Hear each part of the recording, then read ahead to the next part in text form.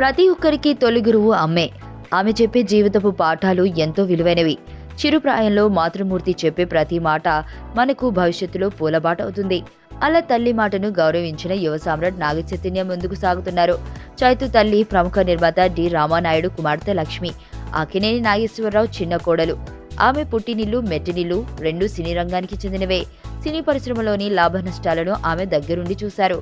అందుకే కొడుకు నాగచైతన్యని సినిమాలకు దూరంగా పెంచింది. తండ్రి నాగార్జున షూటింగ్ ని దగ్గరుండి చూసి చైతుకి సినిమాల వైపు మనసు మళ్లినప్పుడు లక్ష్మి కొడుకుని పరీక్షించింది.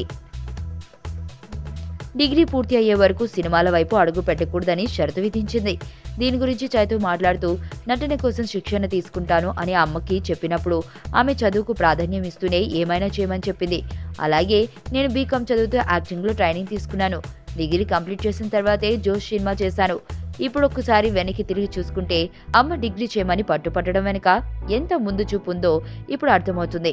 నాకు సంబంధించిన ఆర్థిక లావాదేవీలన్నీ నేనే స్వయంగా చూసుకోగలుగుతున్నా అని వివరించాడు.